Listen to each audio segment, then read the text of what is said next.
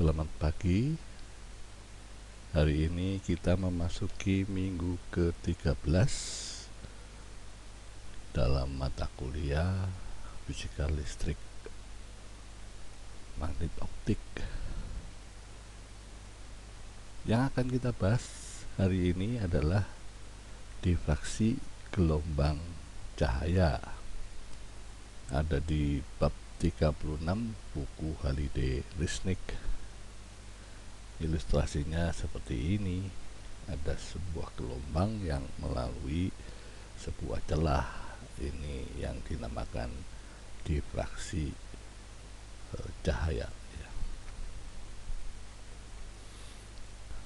Gambaran tentang difraksi yaitu peristiwa dibelokkannya gelombang.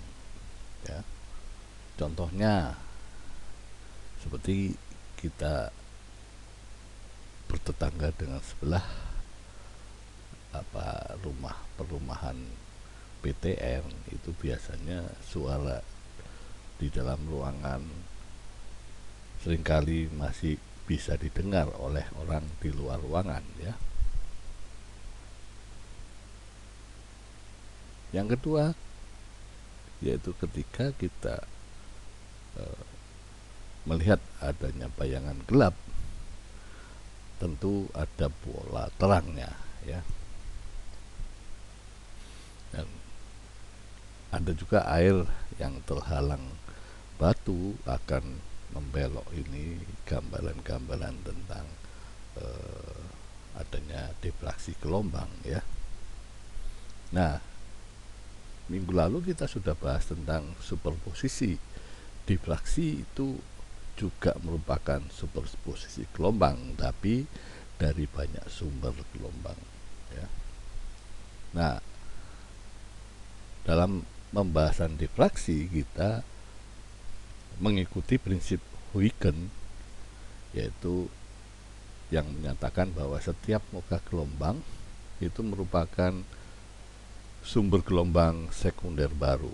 Jadi di mana difraksi ini merupakan superposisi gelombang dari banyak sumber, itu mengikuti prinsip Huygens, ya. Jadi ini bayangan tentang pembahasan difraksi di awal, ya, seperti itu. Nah, lebih jelasnya kita lihat seperti ini, ya. Jadi ketika ada sumber titik melewati penghalang, ini penggaris misalnya. Jadi sumber titik ini ketika jatuh melewati penggaris atau penghalang ini akan jatuh di layar seperti ini. Maka untuk penjelasan optik geometri, ya, itu menghasilkan batas antara bayangan gelap dari penggaris yang dilewati oleh sumber titik ini dengan bayangan terang ini akan terlihat nyata atau jelas, ya. Jadi ini menghasilkan batas yang tajam antara terang dan bayangan. Di perpisahan atau batas dari gelap dan terang yang warna kuning ini, ternyata di sini ada warna putih, ya. Jadi di sini menurut optik, sumber cahaya menyinari objek di depan layar harus menghasilkan bayangan yang tajam, ya toh. Ini dari optik geometri. Jadi ini bisa tidak terjadi seperti apa yang menurut optis geometri ini dijelaskannya karena ada difraksi, ya. Difraksi ini adalah membuat batas antara bayangan dengan terangnya itu tidak tajam seperti ada bayangan putih, ya. Nah, itu penjelasan tentang geometri. Kalau ada cahaya akan terjadi bayangan ketika dia melewati suatu penghalang ya. Nah, contoh peristiwa difraksi seperti ini Anda pernah lihat bahwa ketika kita memegang sesuatu, tangan kita ini disinari oleh cahaya, maka tangan terbentuk bayangan seperti ini, tapi di antara bayangan sendiri itu terlihat adanya warna putih seperti ini ya. Jadi ini cahaya yang terhalang oleh tangan kita, bayangan tangan kita itu ada difraksinya ya, cahaya yang membuat bayangan itu diikuti oleh terang seperti ini. Juga ketika ada air dilewatkan pada permukaan sempit atau di saluran kolam misalnya ya, kita buat seperti ini, ada lubang kecil, maka ini contoh difraksi, dia membentuk gelombang-gelombang seperti ini, tapi ada warna putih antara lubang ini yang merupakan proses difraksi seperti ini ya, air. Nah, kalau cahaya dilewatkan suatu celah ya, suatu celah kecil yang panjangnya, yang dalam pembahasan intervensi kemarin paling tidak sama dengan panjang gelombang ya, lubangnya itu, maka Anda perhatikan ini ada cahaya yang putih yang sesuai dengan cahaya yang masuk, tapi ada bayangan gelap yang akan ada pendarahan juga di sini, dan di sini ada warna putih, cahaya putihnya, tapi ini selang-seling putih gelap ya. Jadi ini contoh difraksi celah tunggal seperti ini. Nah, ini kalau ada banyak celah ya, jadi bayangan yang putih yang tunggal ini akan terpecah menjadi putihnya, tapi intensitasnya yang di tengah ini adalah intensitasnya paling tinggi. Makin jauh dari celah ini intensitasnya makin pudar ya, atau kurang ya. Jadi cahaya yang melalui celah akan membentuk bayangan geometris pada layar ya. Ini ketika kita tangan ini dianggaplah sebuah celah, maka dia akan membuat bayangan ya seperti ini. Tetapi jika celahnya diperkecil, maka bagian terang akan melebar ke arah bayangan ya. Jadi ini kalau tangan kita lebih kecil lagi, maka bagian terangnya itu akan banyak ya. Seperti itu, ini contoh peristiwa difraksinya. Nah, tadi sudah kita bahas tentang difraksi itu mengikuti prinsip Huygens, yaitu semua permukaan gelombang itu menjadi sumber gelombang sekunder yang baru ya, yaitu dengan menganalisis prinsip Huygens ini kita bisa menganalisa difraksi ya. Nah, difraksi awalnya ada diteliti oleh Fresnel, maka dia namanya difraksi Fresnel. Fresnel ini menggunakan prinsip bahwa sumber cahaya, layar dan penghalangnya itu dekat ya, tidak jauh-jauh ya. Yang kedua adalah difraksi Fraunhofer, yaitu antara sumber, layar dan penghalang ini berjauhan ya. Jadi Fresnel membuat penelitiannya layar, sumber cahayanya dan penghalangnya itu dekat, sedangkan renewable berjauhan ya. Nah, gambar di bawah ini menunjukkan contoh difraksi ya, yaitu difraksi tentang silet ya, seperti ini ya. Jadi silet yang menghalangi sinar atau cahaya itu Anda perhatikan ada warna putih sekitarnya ini ya, dan sebelum lubang ini ada warna putih juga ya. Jadi cahaya yang terhalang oleh silet ini warnanya seperti ini ya. Jadi ada pendaran di pinggir-pinggirnya ini. Nah, kalau diposisikan seperti ini, posisi geometri bayangannya itu modelnya seperti ini. Jadi ini cahaya putih pokoknya, terus makin lama makin pudar ya. Ini proses difraksi. Nah, Anda perhatikan tiga gambar ini ketika dia lubangnya lebar itu proses atau peristiwa difraksinya tidak jelas ya, karena dia terlalu lebar sehingga ini bukan membentuk suatu gelombang baru yang terlihat difraksinya seperti yang jelas sempit ini. Jadi di sini efek difraksi menjadi kurang jelas ketika penghalangnya itu lubangnya ini semakin lebar ya. Jadi ini salah satu ciri terjadinya difraksi, celahnya harus sempit ya, supaya jelas kelihatan bahwa itu difraksi.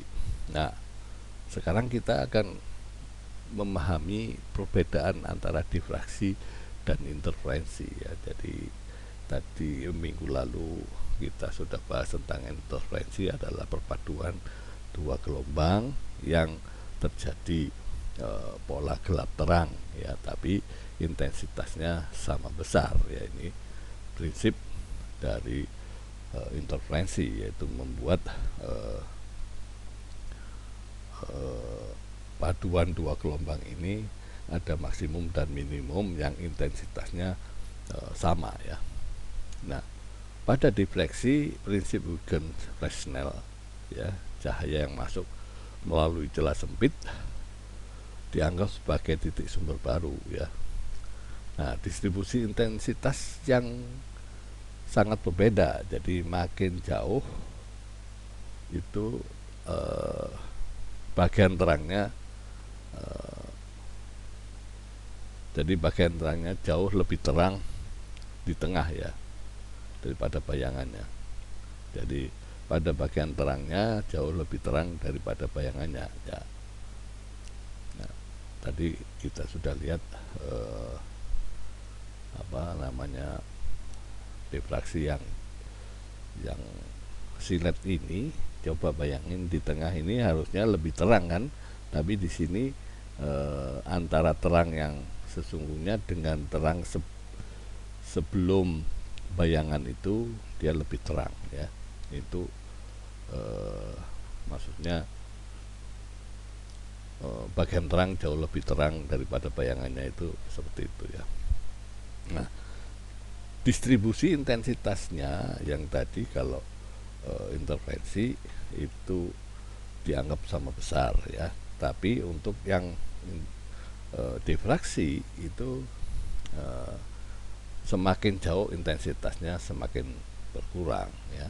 Ini perbedaan antara difraksi dan interferensi, tapi kedua-duanya itu terjadi akibat superposisi gelombang. Jadi prinsip difraksi dan interferensi sama-sama merupakan penjumlahan gelombang atau perpaduan gelombang ya. Nah, ini tambah kita memahami prosesnya ya. Jadi ketika ada proses cahaya memasuki sebuah penghalang atau lubang celah ya, itu terjadi gelombang yang sama dengan yang aslinya, ini artinya tidak terdifraksi ya. Nah, kalau dia terdifraksi itu akan membentuk gelombang-gelombang seperti ini ya, yang akan terjadi interferensi ya, jadi perpaduan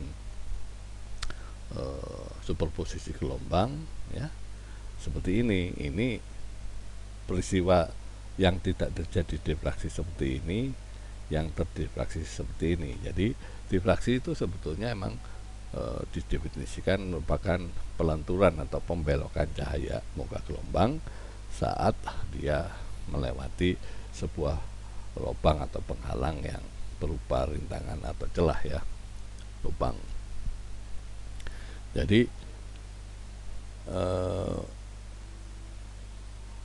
superposisi gelombang yang terdifraksi ini ya, di sini ada sumbu utama seperti ini, maka terang utama itu selalu lebih terang ya. Di sini Anda perhatikan, jadi ketika ada cahaya melewati suatu celah difraksi tunggal seperti ini, akan terjadi pola difraksinya seperti ini. Jadi maksimum utama, terus minimum pertama ya, maksimum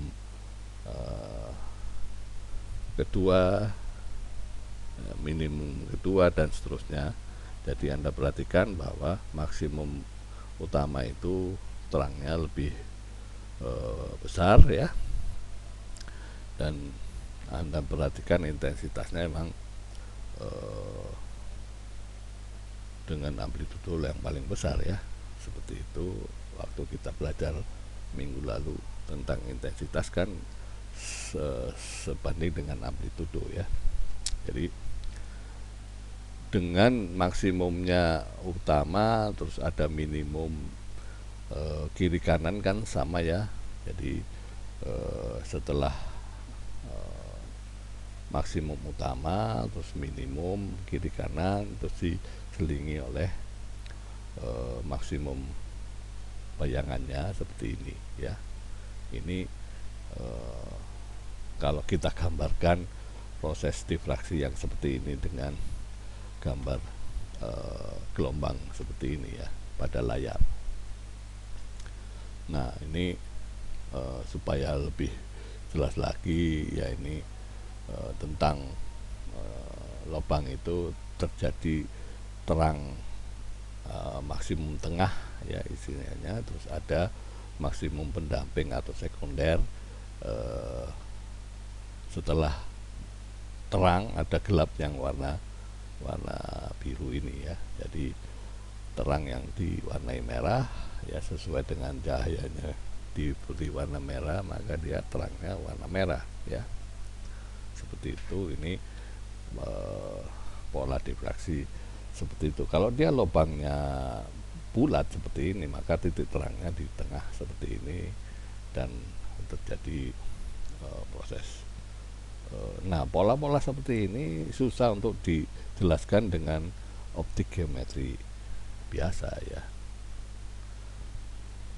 Nah, jadi susah dijelaskan secara geometri, optik geometri biasa. Kenapa difraksi cahaya ini? Yaitu pertama, biasanya sumber cahaya polikromatik ya, sehingga bukan ini masalahnya bukan sulit untuk geometri, tapi ini cahaya tidak bisa diamati secara itu terjadi difraksi karena sumbernya adalah polikromatik ya. Jadi ini bukan yang seperti tadi bahwa Difraksi itu sulit untuk diterangkan, tapi ini difraksi tidak terlihat atau tidak terjadi bila sumber cahayanya polikromatik ya. Jadi banyak gelombangnya ya. Jadi biasanya sumber yang sulit untuk kita melihat adanya pola difraksi itu polikromatik, sehingga gelombang cahayanya saling tumpang tindih ya. Ini pertama. Jadi syarat difraksi nanti cahayanya bukan polikromatik maksudnya ya. Yang kedua, sumber cahaya terlalu besar ya, sehingga pola difraksinya dihasilkan masing-masing bagian saling tumpang tindih ya. Jadi ini prinsip Fraunhofer jauh itu juga supaya cahaya sumbernya tidak terlalu difraksinya itu tidak boleh melewati lubang atau penghalang dengan besar, celahnya lebih besar ya, terlalu lebar, yang tadi sudah kita lihat ya, bahwa semakin lebar celahnya maka sulit untuk kita melihat pola difraksinya ya. Ini sudah dua. Yang ketiga adalah tidak selalu koheren. Jadi syarat utama nanti adalah harus koheren. Artinya koheren kan minggu lalu sudah kita lihat bahwa cahaya itu adalah perpaduan antara listrik dan magnet ya. Jadi harus melalui suatu polikromator supaya yang melalui celah itu terjadi koheren, tidak ada dua gelombang yang datang ya antara listrik dan magnet. Jadi harus satu. Jadi ini syarat terjadinya difraksi yang bisa kita amati, yaitu nanti cahayanya harus monokromatik, sumber cahayanya melalui celah yang sempit, dan dia harus koheren atau perubahan beda fasenya tetap ya, dan polanya tidak berubah-ubah ya. Jadi seperti itu 3 syarat untuk terjadinya difraksi ya. Jadi tadi ada difraksi Fresnel, diawali tadi dengan mengamati cahaya dengan penghalang dengan layarnya itu tidak terlalu jauh ya, ini Fresnel. Sedangkan Fraunhofer itu mengamati difraksinya dengan sumber cahaya celahnya dan layarnya berjauhan ya. Jadi 2 macam difraksi cahaya itu, yaitu difraksi Fresnel ya, yang tadi sudah kita bahas bahwa difraksinya diamati di tempat yang tidak jauh dari sumber ya. Jadi sinar yang terlibat itu proses difraksinya tidak sejajar ya. Jadi ini akibat dari tidak jauh dari sumber, artinya diawali dengan ditemukannya proses difraksi oleh Fresnel itu seperti ini, tapi ya ini akan disempurnakan oleh Fraunhofer ya. Jadi seperti itu. Yang kedua adalah Fraunhofer ya, sinar yang terlibat dalam difraksi semuanya sejajar. Jadi kelemahan Fresnel ini sudah bisa mengamati difraksi, tapi tidak sejajar proses difraksinya ya. Sedangkan Fraunhofer itu sejajar ya. Selanjutnya kita coba bandingkan antara Fresnel dan Fraunhofer ya. Topik yang dibicarakan itu sama-sama sebetulnya. Dia awalnya membuat lubang bulat ya, terus celah persegi, jika penghalangnya berbentuk piringan dan lancip, sedangkan Fraunhofer itu telah tunggal atau slit satu kecil gitu ya. Terus lubang bulat juga dilakukan, dua celah sempit dan kisi atau celahnya banyak. Ini dua orang pelopor penelitian difraksi ini seperti itu ya. Jadi jika difraksi Fresnel seperti ini yang tadi tidak sejajar tadi, itu bisa membuat seperti difraksi Fraunhofer, asal di sinar cahaya pas masuk itu melalui lensa cembung dan keluar dari celah itu juga diberi sinar lensa cembung, jadi sehingga sinar dianggap sejajar ya. Jadi difraksi Fresnel ini akan mengikuti difraksi Fraunhofer ketika lensa cembung digunakan ya. Di prinsip dari difraksi Fresnel yang membuat pengamatan tidak jauh antara sumber, celah dan layar itu bisa dibuat seperti Fraunhofer yang agak jauh tapi menggunakan lensa ya. Nah, ini difraksi Fresnel karena sumbernya terlalu dekat ya, akhirnya nanti pola difraksinya ini sudah bisa seperti Fraunhofer ya, tapi Anda perhatikan akan terjadi bermacam-macam pola difraksi pada celah yang jarak terlalu dekat seperti ini ya. Jadi prinsip Fresnel mengamati difraksi sudah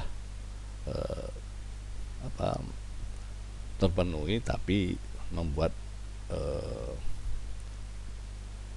analisisnya itu lebih sulit karena pola difraksinya seperti ini ya. Jadi makanya dilanjutkan oleh Fraunhofer yang jauh lebih ini, karena dia sumbernya itu datang sejajar dan masuk ke dalam celahnya juga sejajar ya. Jadi skemanya tadi Fresnel itu dibuatlah ada lensa dan lensa ya, ini supaya proses sejajarnya itu terpenuhi seperti Fraunhofer ya. Oke. Nah, sekarang kita amati apa yang terjadi dalam proses difraksi itu ya. Tadi kan dalam prinsip Huygens tadi bahwa semua muka gelombang itu akan menjadi sumber sekunder gelombang yang baru ya. Jadi kira-kira ini ada celah yang lebarnya A misalnya ya. Melalui celah ini maka dia akan karena kan gelombang itu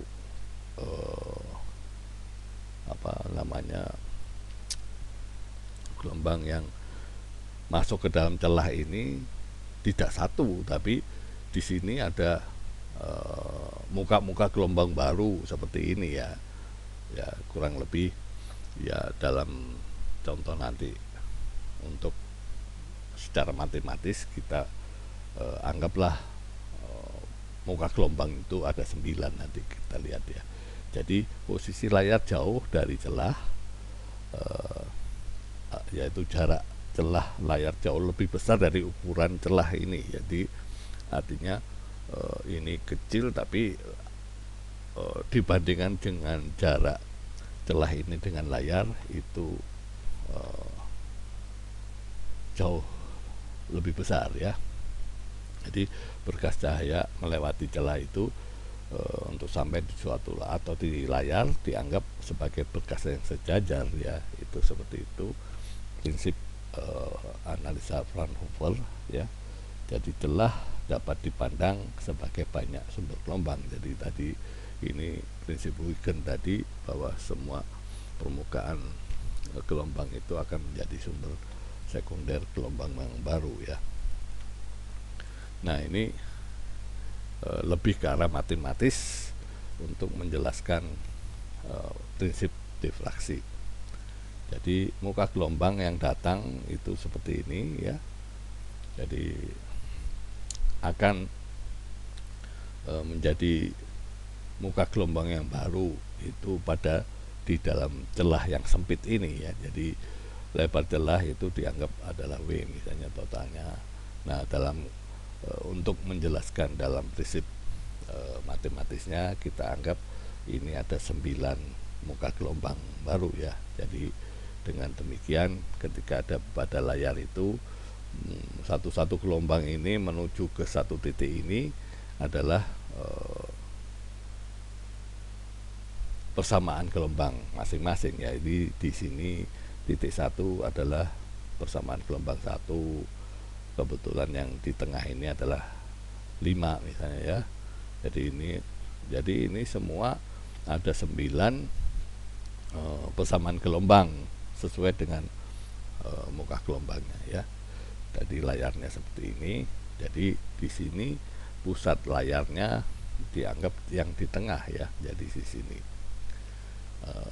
ini prinsip terjadinya pada layar itu gelombang itu mengacu pada atau menuju pada satu titik yang diamati, kita amati difraksinya ya, seperti itu. Nanti kita lihat selanjutnya. Jadi di sana ternyata difraksi cahaya celah tunggal itu ada pola terang gelap seperti halnya di interferensi yang minggu lalu ya. Jadi supaya Anda perhatikan nanti prinsip interferensi dan difraksi itu kebalikan ya, seperti kita membahas tentang kapasitor dan hambatan ya, C dan R itu terbalik ya. Jadi di sini untuk terjadinya garis terang itu persamaannya adalah yang seperti di interferensi ini adalah terjadinya garis gelap ya, seperti itu terbalik. Jadi untuk sudut sinus ya, kita lihat gambarnya dulu ya. Jadi seperti ini. Jadi tadi sudah kita lihat bahwa di celah ini ada 9 gelombang, muka gelombang baru yang menuju pada satu titik ini ya. Jadi kita anggap sumbu utamanya seperti ini, maka jarak antara sumbu utama dengan terang ini adalah P misalnya ya. Jadi dalam hal ini titik P menjadi garis terang itu seperti itu. Jadi D sin theta, D itu adalah lebar celah ya. Lebar celah, sudut yang dibentuk itu adalah sudut antara segitiga ini ya. Jadi sebetulnya kan ini dibagi menjadi titik A, titik B ini adalah lebar celah, dan di tengah-tengah adalah D, maka ditarik ini ke layar. Di sini adalah O dan di sini adalah P. Nanti segitiganya sudutnya theta itu adalah ini ya. Jadi ketika sudutnya ini makin kecil, maka tangan theta ini adalah sisi siku-siku ini ya dibagi dengan siku tegaknya, yaitu antara P dibanding dibagi dengan L ini merupakan tangan theta ya. Jadi sin tetanya ini P ini itu sama dengan tangan tetanya ya, antara jadi P dibagi L sin theta. Jadi dengan sudut yang kecil, maka persamaan terang itu adalah lebar celah dikalikan dengan jarak antara sumbu utama dengan titik P-nya ya. Di sini P dibagi panjang atau ya jarak celah dengan layar itu L dikalikan dengan 2M, di mana M itu adalah angka 0 sampai N gitu ya, ditambah 1 dikalikan setengah lambda. Setengah lambda itu yaitu anggaplah pada titik tengah ini ya, itu adalah lambda dibagi 2 ya. Jadi lambda itu adalah panjang gelombang. Panjang gelombang itu kalau dia satu ini diikuti oleh gelombang satu ya, tapi karena kita anggap di tengah ini adalah di setengah, maka di setengah titik tengah ini ya, itu adalah setengah lambda. Jadi ini prinsip matematis dari geometri yang kita akan menunjukkan terjadinya garis terang di difraksi ya. Nah, untuk garis gelapnya tentu saja ini sama dengan garis terangnya di interferensi ya, kebalikannya. Jadi seperti itu.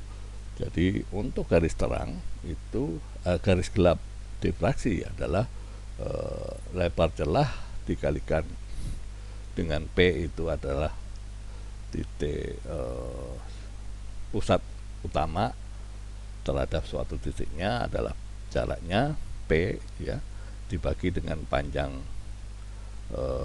jarak antara layar dengan celahnya dikalikan M yang nilainya mulai dari 1 ya. Jadi kalau dari terangnya itu mulai dari 0 ya. Nah, ini gelapnya itu terjadi di gelap pertama, gelap kedua ya, sampai seterusnya. Jadi tidak mulai dari 0 ya, dikalikan dengan lambda. Oke. Ya, ini penjelasan tentang pola difraksinya dengan melihat intensitasnya ya, seperti ini. Jadi intensitas itu adalah sebanding dengan amplitudo gelombang ya. Jadi di sini kita lihat bahwa intensitas maksimum dalam arah ke depan atau sinusnya sama dengan 0 itu pada sudut yang tergantung pada celahnya ya. Celahnya itu bisa notasinya A ya, dan atau D, atau ada yang ya, kita pokoknya prinsipnya ini notasi ini tidak peduli mau pakai apa, tapi tergantung pada lebar ya dan panjang gelombang ya. Jadi intensitas itu akan tergantung dari celah dan panjang gelombangnya. Nah, sebagian besar intensitas dikonsentrasikan atau maksimum di fraksi bagian tengah lebar ya, walaupun terdapat pita maksimum sekunder kecil dan kedua sisi kiri kanan di tengah tadi sudah kita lihat ya. Nah, titik-titik intensitas minimal atau gelapnya gitu, polanya adalah seperti ini yang tadi sudah kita lihat ya. Jadi ini adalah secara matematiknya kita ulangi lagi ya, tidak perlulah. Jadi A ini adalah tadi kita anggap ini D ya, tapi notasi itu tidak perlu Anda pedulikan ya. Nah, di sini antara pusat dengan gelapnya adalah jaraknya Y ya. Nah, tadi pada satu titik adalah P misalnya ya. Oke, tapi tidak berprinsip lah seperti itu. Nah, intensitas dari pola difraksi celah tunggal ini ya, itu merupakan ini lebar celahnya A misalnya ya, tapi setiap gelombang ini dianggap merupakan jarak sumber. Ya, jadi anggaplah ini celah ini terdiri dari sumber-sumber, ya. Jadi sumbernya itu adalah jarak antara masing-masing sumber dibagi n. Itu ya merupakan prinsip yang tidak terlalu susah, ya. Jadi sehingga ketika kita menyatakan beta fase adalah 2pi dibagi lambda d sin theta, maka d sin theta kita bisa substitusi dengan a dibagi n tadi, ya. Jadi ini akan disubstitusikan pada amplitudonya tadi, maka kita sudah memahami di interferensi bahwa amplitudo 2 gelombang itu sama dengan 2 amplitudo maksimum dibagi beta fasenya, ya. Ini minggu lalu sudah kita bahas, ya. Jadi beta fasenya itu akhirnya ya ini mirip dengan bukan mirip, sama dengan proses kita lihat di interferensi, ya. Ya, jadi perbandingan intensitas di satu titik dan yang di tengah itu seperti ini. Jadi dengan beta fase yang seperti ini, maka ini adalah perbandingan intensitas intensitas mula-mula, ya. Jadi intensitas dari ini dan intensitas yang dari difraksinya itu merupakan perbandingan antara beta fase sinusnya dikuadratkan, ya. Nah, ini terjadilah pola intensitas dari difraksi yang celah tunggal ini, ya. Tadi sudah kita perhatikan bahwa ini adalah polanya dan ini adalah yang terlihat di layar itu gelap terang, gelap, terang, ya. Jadi kalau dia satu itu ada satu terang pusat diikuti oleh 2 kiri kanan terang sekundernya, ya. Jadi ini maksimum utama, terus ini adalah gelap pertama, ini gelap kedua, ya. Seperti itu kiri kanan. Ya. Jadi ini terang utama, terus ada terang di kedua seperti ini. Ini untuk celah tunggal. Contoh soalnya seperti ini, ya. Ya, cahaya dengan lambda atau panjang gelombang 600 nanometer dilewatkan pada celah sempit, ya. Cari sudut minimum difraksi pertama jika celahnya 1 mm, 0,1 mm dan 0,01 mm, ya. Jadi kita sudah tahu bahwa sudut minimum difraksi pertama adalah sinus sudut yang dibentuknya dikalikan sama dengan panjang gelombang dibagi dengan celahnya, lebar celahnya, ya. Jadi dengan demikian sudut yang diminta untuk kita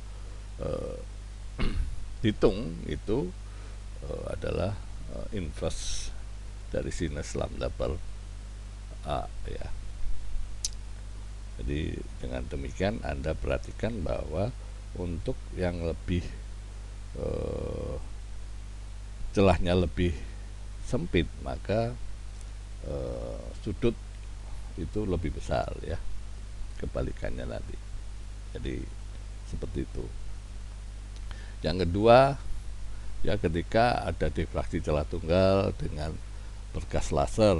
Laser itu adalah monokromatik, ya, dengan panjang gelombang 700 nanometer lewat celah tegak dengan lebarnya 0,2 mm dengan layar yang ditaruh di 6 meter jauhnya, ya.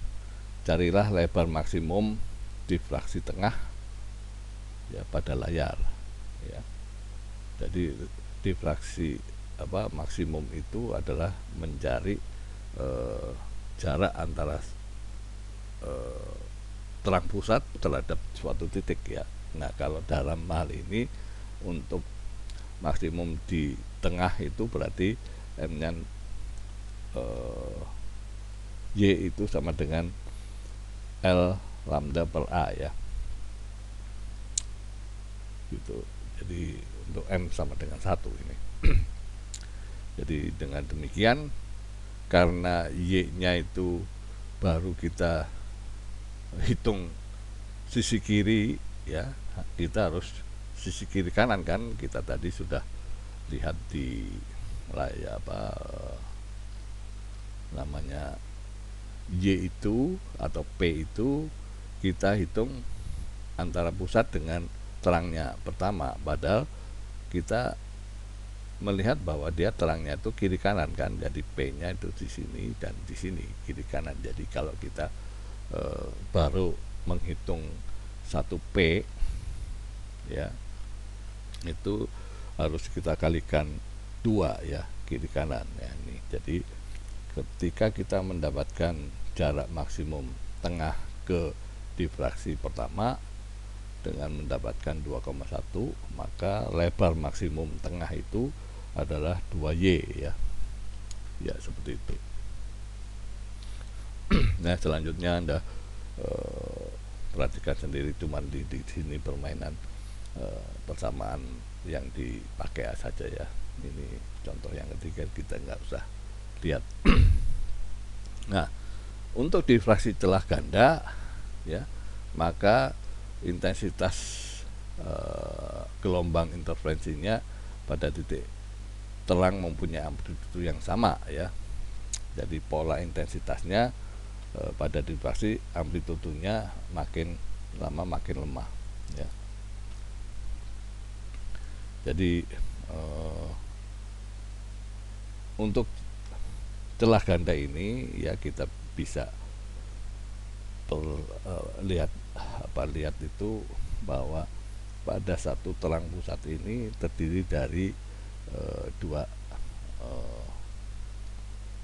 jadi celah dua ini dua celah dengan lebar tertentu ya. Jadi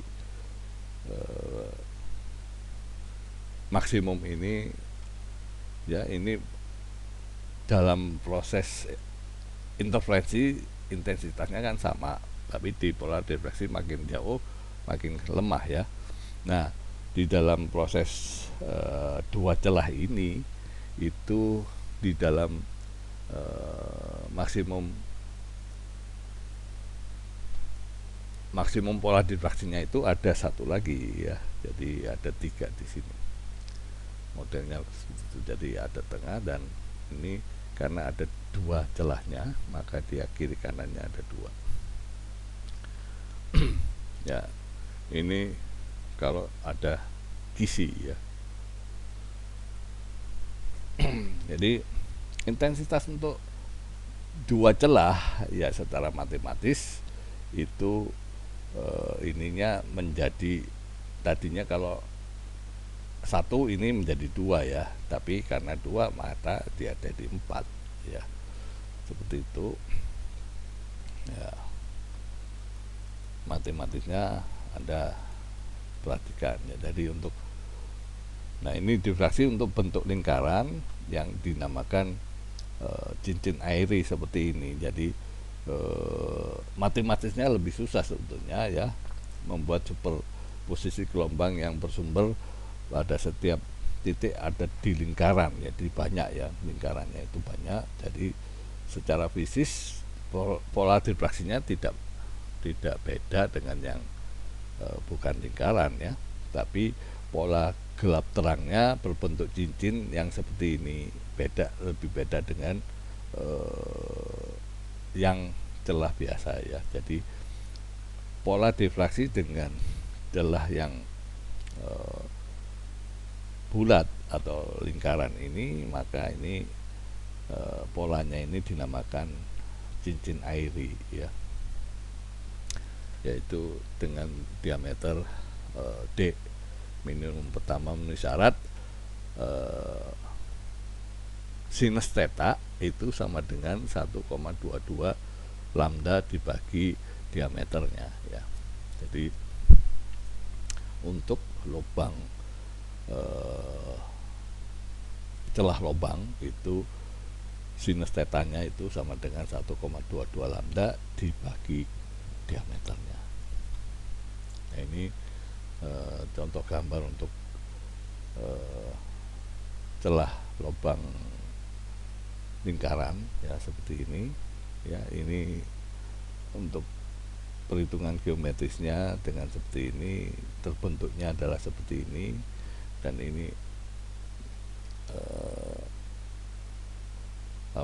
yang aslinya seperti ini, yang dari samping ya, ini dari atas.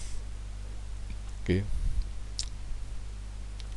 Ya, pada banyak pengguna sudut kecil itu sinus tetanya dapat diganti hanya theta saja ya. Jadi theta itu sama dengan 1,22 lambda per d. Jadi tadinya di sini ada sinusnya, tapi untuk penggunaan theta kecil sinusnya hilang ya. Oke. Jadi begitu alfanya kecil, maka pola difraksinya akan meningkat dan lebih sulit untuk membedakan dua sumber dari satu sumber ya. Jadi pemisahan sudut kritis alfa itu yang ini theta ini menjadi alfa itu kalau dia dua sumber bulat itu pemisahannya itu adalah 1,22 lambda per d ya, sama. Nah, ini proses kisi celah persegi ya, tadi bulat ini persegi, hasilnya seperti ini ya. Ya, selanjutnya kita lihat pada kisi atau celahnya banyak ya. Jadi celahnya lebih dari 2. Jadi di sini d sin theta sama dengan n, itu banyaknya celah dikalikan lambda ya. Jadi untuk sudut yang kecil, maka tangannya itu dirubah sama dengan P dibagi L, atau P itu jarak antara pusat dengan terang ya pada titik itu. Jadi untuk celah banyak rumusnya sama dengan yang dari proses terang, garis terangnya untuk satu celah ya. Oke. Nah, apa yang dinamakan dengan grating atau kisi difraksi atau celah banyak itu, yaitu kisi itu merupakan sejumlah besar garis atau celah yang berjarak sama pada permukaan datar. Jadi ini memang dibuat supaya kita bisa melihat difraksinya itu dari banyak celah ya. Jadi alat untuk mengukur panjang gelombang itu dipakai dengan menggunakan kisi difraksi, yaitu permukaan datar dibuat garis-garis yang celahnya berjarak sama ya. Jadi bagaimana membuat kisi difraksi itu, yaitu memotong alur-alur sejarak yang berjarak sama pada kaca atau plat dengan mesin yang presisi ya. Itu misalnya dinyatakan bahwa kisi difraksi ada 10.000 celah per sentimeter. Jadi Anda bisa bayangkan bahwa nanti cahaya itu akan terdifraksi oleh celah yang banyak ya, karena dia berupa celah yang berderet, yaitu yang dinamakan kisi difraksi. Artinya sama dengan kisi ya, tapi ini lebih banyak kisinya. Jadi dengan demikian, ini kalau dia dinyatakan 10.000 celah per sentimeter, maka D-nya itu adalah 1 cm dibagi 10.000 ya. Jadi karena kita menganggapnya kan polanya kan ke arah satu celah ya, tapi satu celah ini terdiri dari beberapa celah ya, yang tadi juga kita untuk kisi itu seperti itu ya.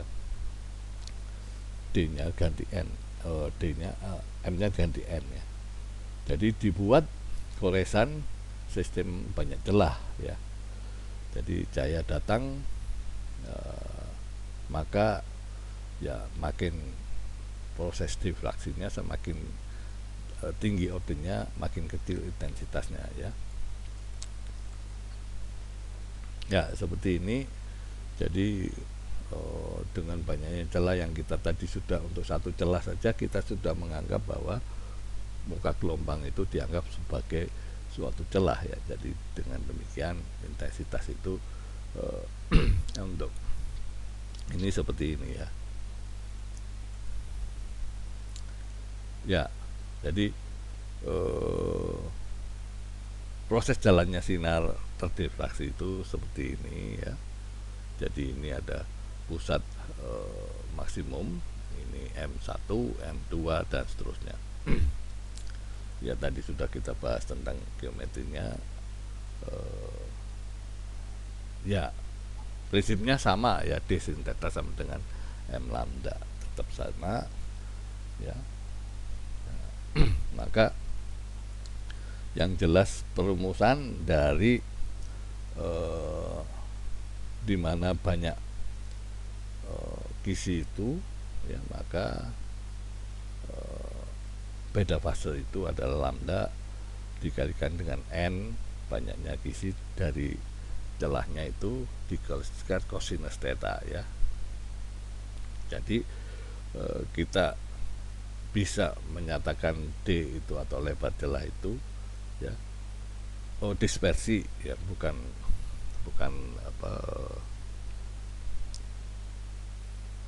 D-nya di sini ya. Dispersi itu adalah perbedaan antara sudut dengan panjang gelombang ya.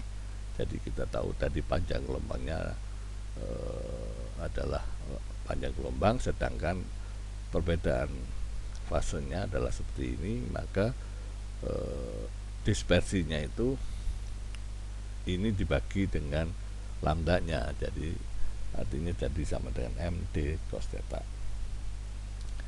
Nah untuk daya pisahnya ya dinyatakan dengan panjang gelombang rata-rata dibagi selisih panjang gelombangnya, itu adalah daya pisah untuk dua titik ya. Jadi ini gambaran dari pola difraksi oleh kisi difraksi atau grating ya. Jadi suatu cahaya masuk ke dalam grating ini akan menghasilkan difraksi seperti ini ya. Nah ini Anda kalau melihat ketika ada sumber cahaya menyatu seperti ini ya, ini misalnya mobil dari jauh kelihatan cahayanya satu ya, tapi mulai terpisah dan terpisahkan. Nah ini yang tadi dinyatakan daya pisah tadi, D itu dihitung dari ini ya, daya pisah. R ini adalah daya pisahnya, dan dispersinya adalah pakai rumus ini ya. ini adalah prinsip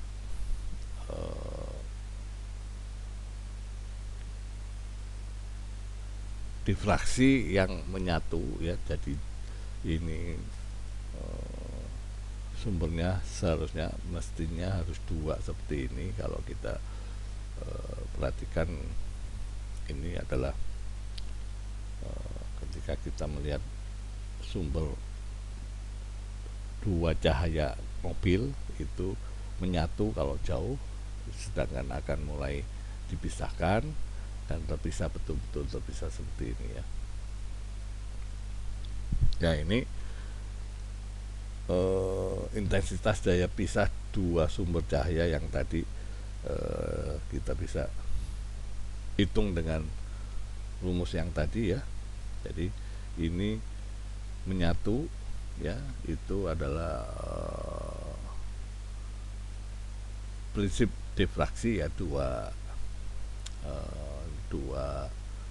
maksimum gelombang ini, terus akhirnya mulai terpisah dan terpisahkan itu dengan tadi pakai R sama dengan selisih lambda rata-rata dibagi selisih lambdanya ya. Contoh soalnya seperti ini ya. Suatu berkas cahaya dengan panjang gelombang 5 kali 10⁻⁷ meter dijatuhkan tegak lurus pada gisi difraksi. Jika spektrum orde kedua jatuh pada sudut 30 derajat terhadap garis normal, tentukan besar konstanta gisi atau banyaknya gores tiap meter. Jadi di sini kita hanya diberitahu panjang gelombangnya, terus terjadi spektrum dengan pola sudut 30 derajat dan kita diminta berapa banyak gisinya ya. Ya, kita mengetahui panjang gelombangnya adalah ini, sudutnya diketahui 30 dan diminta pada n sama dengan 2 kan. Di sini orde kedua adalah n sama dengan 2. Jadi dengan memasukkan rumus D sin theta sama dengan n lambda, maka D-nya kita tahu adalah seperti ini ya. Nah, setelah itu kita harus diminta berapa jumlah n ya. Jumlah n itu tadi adalah seperti ya. Jadi banyaknya gisi itu adalah seperti, karena kan celah itu diisi oleh gisi berapa, berarti 1 dibagi dengan D-nya itu menyatakan bahwa adanya sekian celah ya. Jadi N ini menyatakan bahwa di dalam D ini ada celah banyak gitu ya. Jadi ini yang diminta itu berapa celah ya. Kalau ini emang dinyatakan bahwa dia adalah sebuah gisi difraksi. Jadi kalau diminta itu adalah sebuah gisi, maka kita bisa menghitung berapa banyak gisinya. Tapi kalau misalnya hanya satu celah ya D saja, itu adalah satu celah. Oke. Ya, selanjutnya tidak susah buat Anda baca sendiri ya. Nah, pemakaian dari gisi difraksi itu dipakai sebagai hologram, yaitu kita melihat 3 dimensi dari sebuah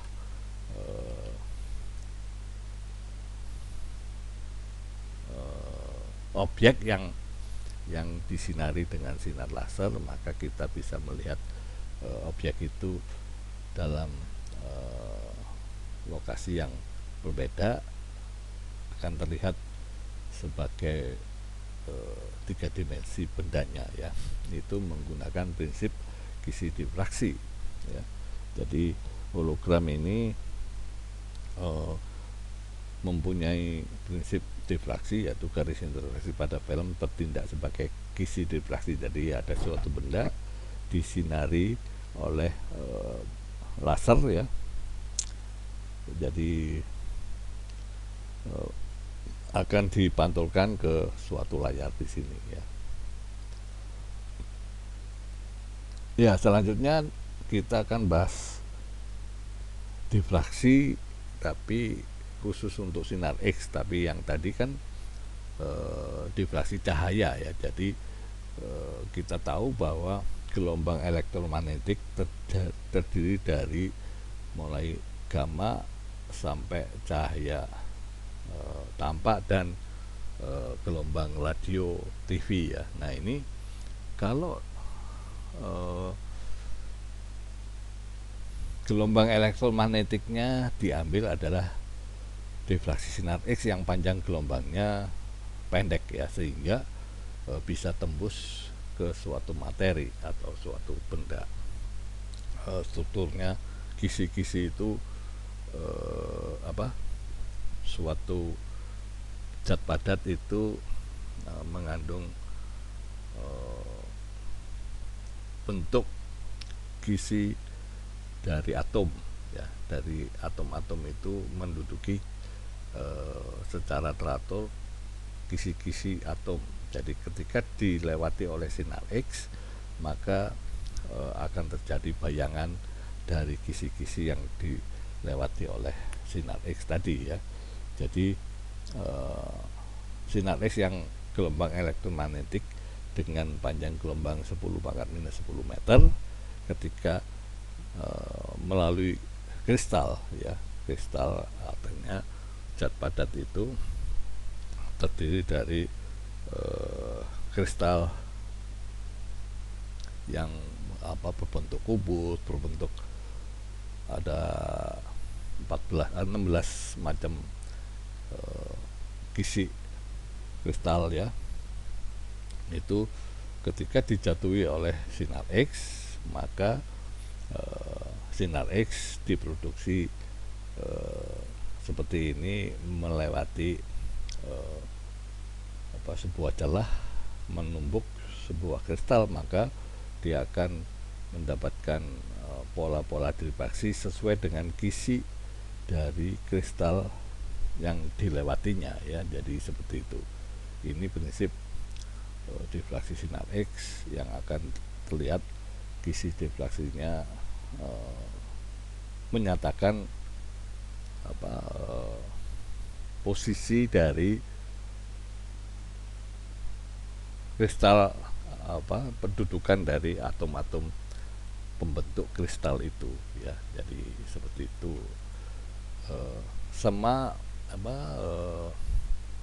prinsipnya dengan difraksi, yaitu dengan menggunakan hukum Black yang 2D sin theta sama dengan M lambda ya. D itu adalah celahnya, sin theta dan M lambda.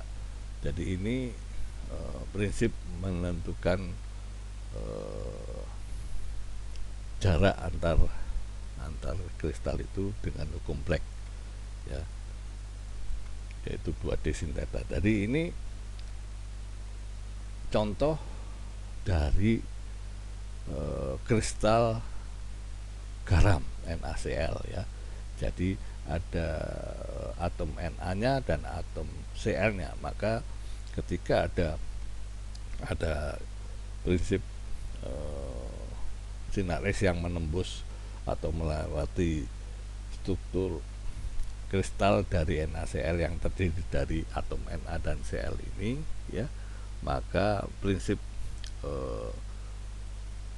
pemantulan dan terjadi difraksi itu terjadi ya. Jadi ini nanti kita bisa mendapatkan berapa jarak antar atom-atom yang menyusun dari kristal tersebut ya. Jadi seperti ini prinsipnya ya. Jadi sinar X ini dipakai untuk kita menentukan jarak antar atom dari penyusun bahan ya. Jadi itu prinsip yang sudah kita bahas tentang difraksi ya. Jadi ketika Anda ingin lebih banyak memahaminya, silahkan menyelesaikan pada bab 36 soal 7, 18, 39, 44, 61 ya. Jadi ini pembahasan tentang difraksi sampai sekian dulu, dan sampai minggu depan untuk pertemuan yang terakhir pada pertemuan ke-14 ya. Terima kasih atas perhatiannya.